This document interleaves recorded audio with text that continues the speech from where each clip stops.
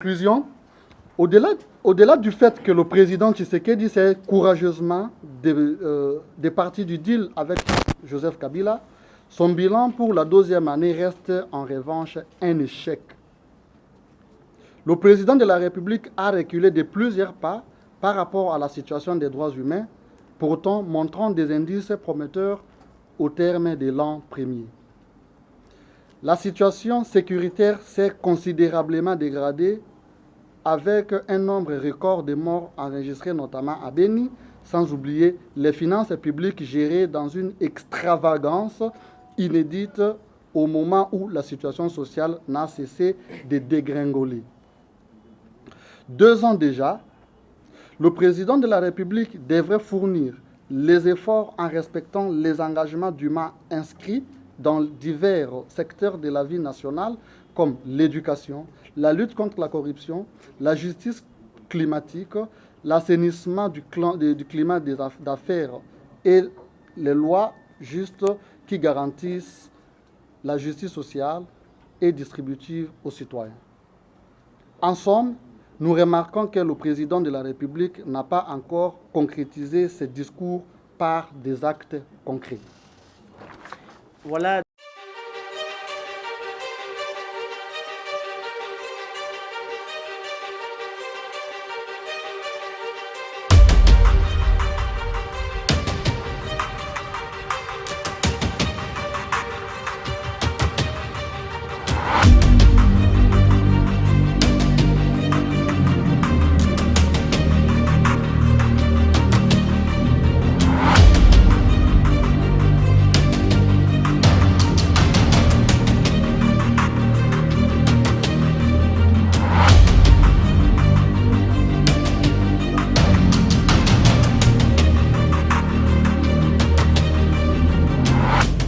Nous organisons aujourd'hui dans le cadre de rendre public les rapports de fathimétrie que nous avons rédigés au cours de la deuxième année de la présidence de M. Félix Tshisekedi comme président de la République.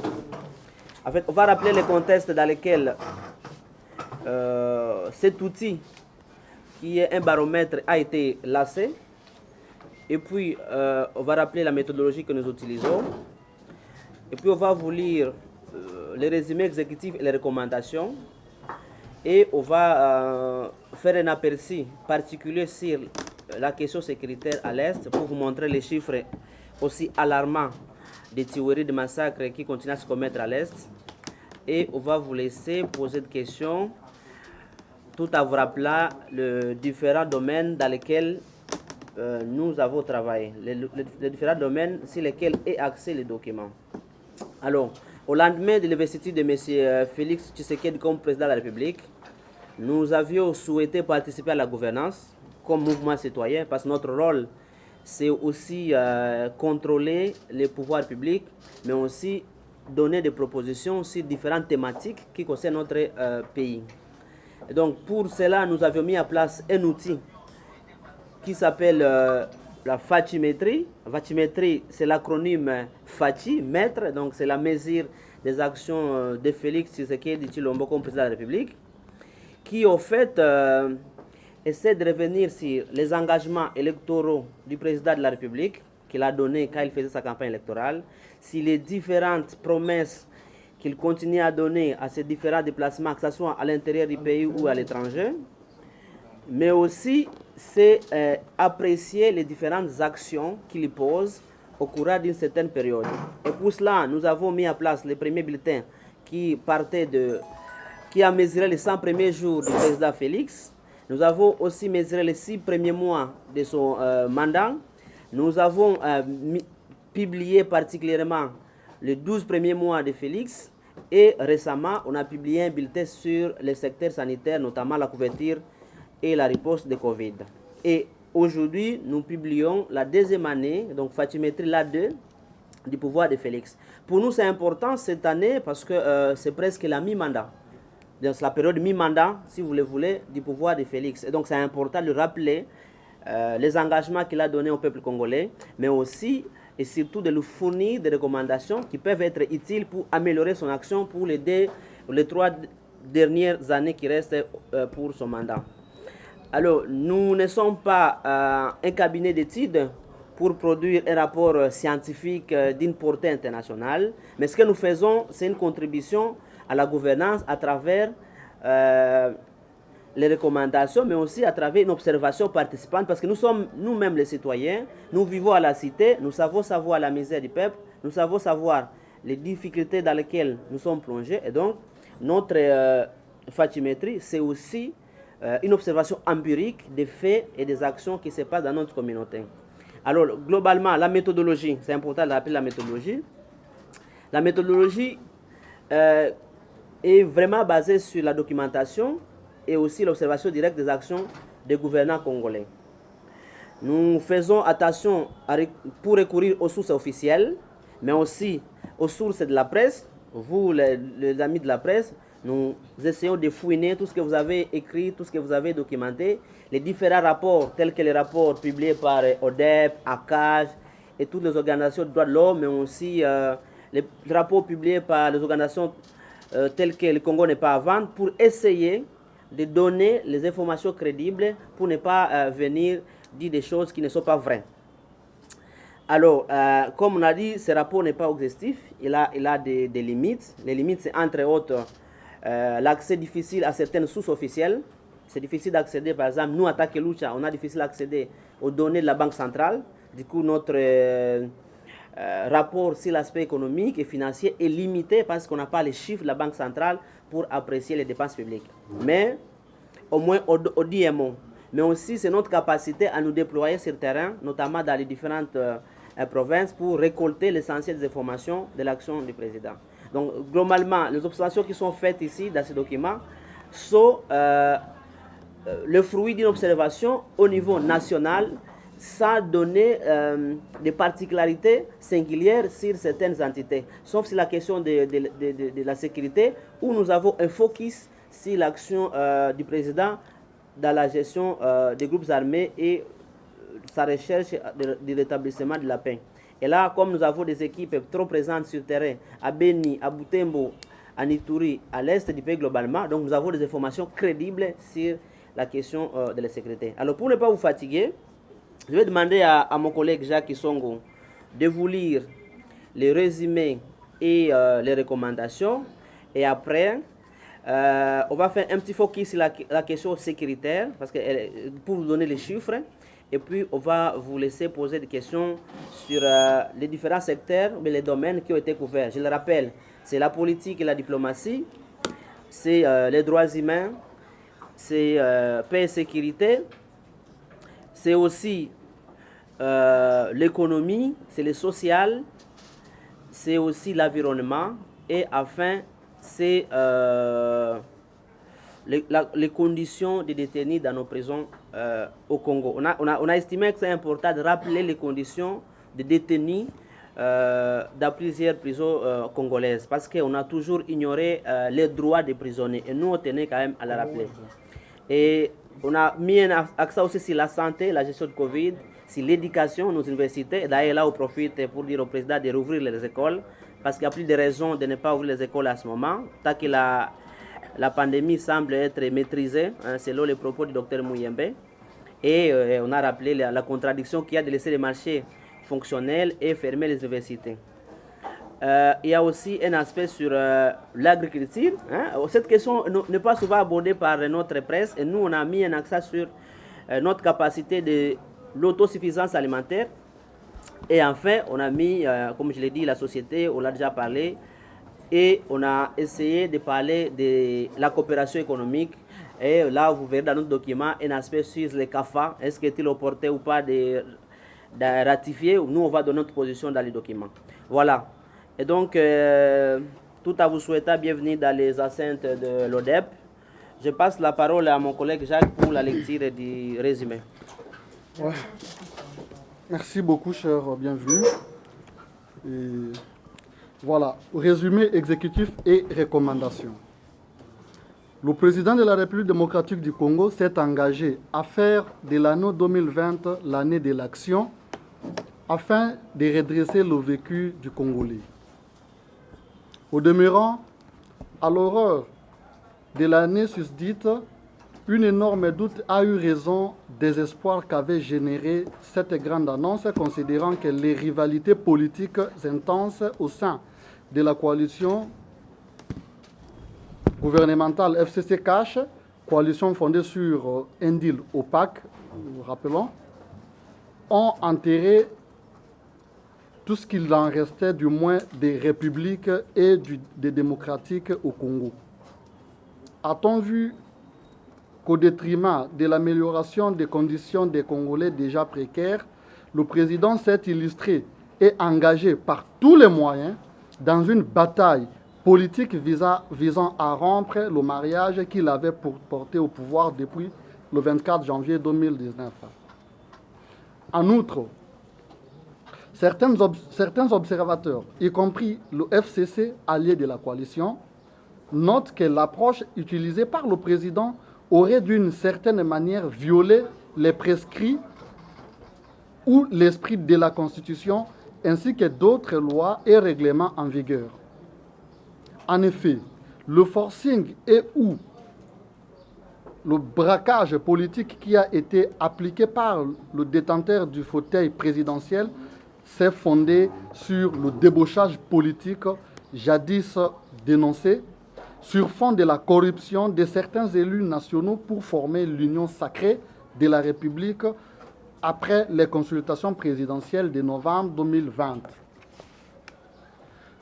Toutes choses étant égales par ailleurs, le bilan de l'an 2 de M. Tshisekedi est un échec patent pour la population congolaise dans son ensemble. Pour sortir de ce tableau sombre, nous recommandons au président Tshisekedi de 1. Respecter les lois du pays en matière de finances publiques en assurant régulièrement aux provinces la retenue à la source de leurs recettes mobilisées afin qu'elles jouissent de leur autonomie de gestion pour réussir la mise en pratique de leur politique de développement local. 2. Respecter la Constitution dans le combat d'émancipation contre M. Kabila à travers la mise en place de l'Union sacrée. La Constitution est encore plus sacrée. Nous y veillerons sans embâge. 3. S'assurer que la Caisse nationale de péréquation soit opérationnelle. 4. Veiller au respect des droits de tous les citoyens, aux libertés individuelles et collectives et assurer la protection des journalistes afin qu'ils s'exercent librement leur mission de récolte, traitement et diffusion des informations sans être persécutés. 5. Initier des réformes institutionnelles et électorales importantes issues d'un large consensus afin d'éviter au pays un cycle sans fin de hold-up électoral, source des institutions fragiles qui peinent à gouverner le pays avec légitimité. 6. Veiller à la désignation rapide et dépolitisée des animateurs de la Commission électorale nationale indépendante et amorcer l'épargne d'un fonds pour la tenue des élections dans le délai de 2023. 7. Intensifier les efforts pour combattre l'insécurité sur toute l'étendue du territoire national, en particulier dans les territoires affectés par des conflits, en amorçant une lutte efficace contre l'impunité dont jouissent les chefs des groupes armés. 8. S'engager à gérer de manière efficiente les finances publiques pour le bien de tous les Congolais en réduisant drastiquement le train de vie de toutes les institutions, la présidence en priorité, et accroître la répression contre la corruption. 9. Réduire la taille du prochain gouvernement. Nous proposons entre 25 et 30 ministres, afin d'éviter une équipe budgétivore et parfois inefficace. 10. Renforcer la politique de lutte contre la corruption en ouvrant des enquêtes dans les divers cas de dossiers de corruption documentés dans les rapports des ONG et des mouvements associatifs. 11. Prioriser les actions politiques à intérêt social immédiat afin d'améliorer le vécu des Congolais. 12. Rendre plus efficiente et effective la politique de gratuité de l'enseignement de base. 13. Profiter de la présidence de l'Union africaine pour pousser les pays voisins à mettre fin aux incursions récurrentes de leurs armées afin de mettre fin au conflit à l'est du pays. 13. Exiger l'efficacité de l'action de la MOSCRON. Et enfin, réorienter la politique de la RDC vis-à-vis du Rwanda et des États-Unis afin de mettre fin aux ingérences internes de ces deux pays dans notre pays. Enfin, un mot sur l'insécurité à l'Est. C'est vrai qu'il y a beaucoup de choses, mais je peux tout simplement dire un petit mot. Paix et sécurité, l'Est du pays, toujours en feu et en sang. Je suis prêt au sacrifice suprême afin que les Congolais, partout où ils se trouvent dans leur pays, vivent en paix. Ça ne vient pas de la lucha, c'est le président de la République qui l'avait dit lors de son premier discours sur l'état de la nation devant les deux chambres du Parlement réunies en congrès le 13 décembre 2019 à Kinshasa. Une année après cette annonce, la situation sécuritaire s'est encore détériorée davantage à l'est du pays.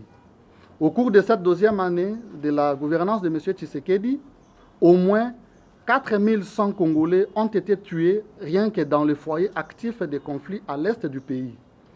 2295 morts en Ituri, 1206 morts à Beni, 432 morts dans le Haut-Plateau, 182 morts à Goma dans la ville.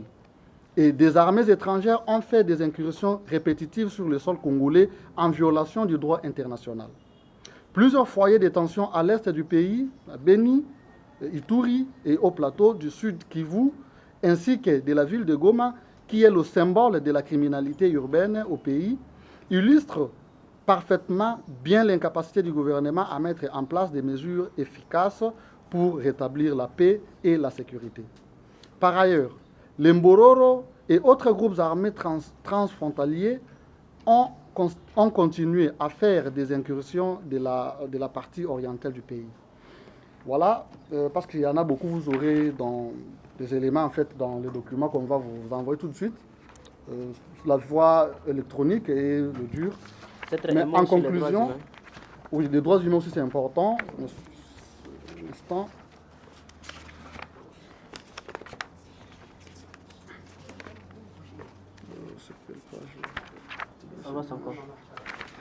Barcelona, ok. Je crois qu'il y a aussi le problème de journaliste. Je crois qu'on doit dire parce que Pascal Moulé doit faire dans quelle page? C'est toujours c'est le même Pour ce qui concerne les droits humains, parce que c'est ce qui nous concerne le plus aussi, la lucha, nous sommes parmi les martyrs en fait des violations. Et il est important pour nous de dire un mot. Justice et droits humains, retour des vieux démons. Les droits humains constituent un indicateur majeur d'évaluation d'un processus démocratique solide, efficace et visible et viable. Le nouveau régime s'est résolu de mettre fin aux pratiques d'arrestations arbitraires, des détentions illégales à cause des actions, actes et opinions politiques. Les prisonniers politiques laissés en détention par Joseph Kabila ont bénéficié des mesures de grâce présidentielle pour certains et des libertés conditionnelles pour d'autres. Cependant, la violence policière a continué à être enregistrée dans les manifestations politiques et les actions des mouvements citoyens. Des militants de la lucha, de l'UDPS, du PPRD et de l'opposition ont été arrêtés injustement pour avoir mené des actions politiques ou citoyennes. Il est nécessaire de noter qu'il est difficile à ce stade de confirmer si les violations des droits humains commises par la police dans les manifestations politiques et citoyennes découlent d'un plan de répression politique bien ficelé par les institutions ou plutôt l'œuvre des délinquants zélés au sein des services de sécurité. Cependant, la lucha a constaté que l'administration Fachi n'a objectivement rien fait pour faire cesser la répression et punir les auteurs punir les auteurs. Le harcèlement judiciaire, là c'est important. Alors que la justice a été largement saluée pour les poursuites contre les présumés auteurs des crimes économiques, suivis des procès publics, très vite les manipulations politiques de la justice sont revenues au galop. La justice a été utilisée comme un levier pour soit se débarrasser des adversaires politiques ou pour soit réprimer les voix critiques. Certains acteurs politiques appartenant au camp présidentiel ont instrumentalisé la justice pour faire taire des critiques et dénonciations qui relèvent de l'exercice démocratique. C'est le cas du député Jean-Jacques Mamba qui a été arrêté Manu Militari en violation de ses immunités parlementaires pour avoir déposé la pétition de destitution du vice-président de l'Assemblée nationale, membre du parti présidentiel. Il avait fallu que l'Assemblée nationale hausse le ton pour que ce dernier se voie être libéré et obtenir la suspension des poursuites judiciaires contre lui. La lutte a noté aussi les arrestations de certains hommes politiques sur base des interprétations de propos tenus par ces derniers dans les médias. C'est le cas notamment de M. Barnabé Milignano et Henri Magie, tous deux membres du FCC qui ont été condamnés pour avoir tenu des propos jugés outrageant le chef de l'État. Certains journalistes ont été victimes de ces manipulations judiciaires que l'organisation de la société civile ont dénoncé. Un cas mérite d'être rappelé. Il s'agit de la plainte de M. José Makila, un ancien membre du gouvernement de Kabila et aujourd'hui sénateur du FCC, contre le correspondant de RFI à Kinshasa, M. Pascal Moulegua. Ce dernier est accusé de diffamation contre cet ancien ministre des Transports et Communications, alors que le journaliste avait rapporté un rapport d'une ONG d'observation de la dépense publique, ODEP, qui avait dénoncé le fait que le ministre aurait détourné l'argent de la société des transports publics Transco pour financer sa campagne électorale. Ces musellements des journalistes visent à faire taire ces derniers et les structures qui documentent et publient ces rapports dans le cadre du contrôle citoyen. Cela vise aussi à réduire au silence la presse qui s'est constituée en quatrième pouvoir, afin de participer à la vitalité de la démocratie en accordant la parole à tous les citoyens, y compris les minorités. Voilà, et je chute par la conclusion. Oui, bon, le camarade Bob va vous lire un peu sur la situation du système carcéral dans nos différentes prisons. Alors, il faut retenir que la situation des détenus s'est considérablement dégradée au cours de cette année. Malgré plusieurs engagements pris autour du président Tshisekedi en Conseil des ministres, la prise en charge des détenus ne s'est toujours pas améliorée. De Bukavu à Kinshasa, en passant par Bujimaï, Kananga, Lubumbashi, Bunia, etc., les prisonniers ont été affectés par des ruptures intempestives des stocks des rations alimentaires et des médicaments. Même les chiffres sont souvent gardés secrets. Le monitoring des SOS Prisons a documenté plusieurs décès parmi les prisonniers à travers les pays suite notamment à des conditions de détention humainement insupportables. La population carcérale, toujours importante, pose déjà une sérieuse question de sécurité dont les effets se font déjà ressentir. Plusieurs évasions ont été rapportées. La plus importante fut la cabale des 300 détenus de la prison Kangwayi à Beni en début du mois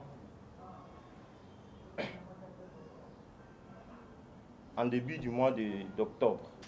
Donc c'est dans ce sens-là où on peut résumer la question des détenus au niveau de nos prisons. Ok, je conclus. En fait, on conclut le rapport avant que vous n'ayez le jeu de questions-réponses. Oui, vas-y. Oui, conclusion. Au-delà du fait que le président Tshisekedi s'est courageusement départi du deal avec Joseph Kabila, son bilan pour la deuxième année reste en revanche un échec. Le président de la République a reculé de plusieurs pas par rapport à la situation des droits humains, pourtant montrant des indices prometteurs au terme de l'an premier. La situation sécuritaire s'est considérablement dégradée avec un nombre record de morts enregistrés notamment à Beni, sans oublier les finances publiques gérées dans une extravagance inédite au moment où la situation sociale n'a cessé de dégringoler. 2 ans déjà, le président de la République devrait fournir les efforts en respectant les engagements dûment inscrits dans divers secteurs de la vie nationale comme l'éducation, la lutte contre la corruption, la justice climatique, l'assainissement du climat d'affaires et les lois justes qui garantissent la justice sociale et distributive aux citoyens. En somme, nous remarquons que le président de la République n'a pas encore concrétisé ses discours par des actes concrets. Voilà d'une manière brève l'essentiel de notre rapport. On n'a pas voulu vous parler de l'économie. Vous connaissez que l'économie a été bouleversée par la Covid. On n'a pas aussi voulu parler du social. Vous vivez à la cité, vous connaissez quelles sont les conditions à la cité. Rien n'a été amélioré globalement sur le côté social. Ok, merci. Le Parlement, la majorité vers Fatih, c'était la question de Méchac. Ah. Il est mort.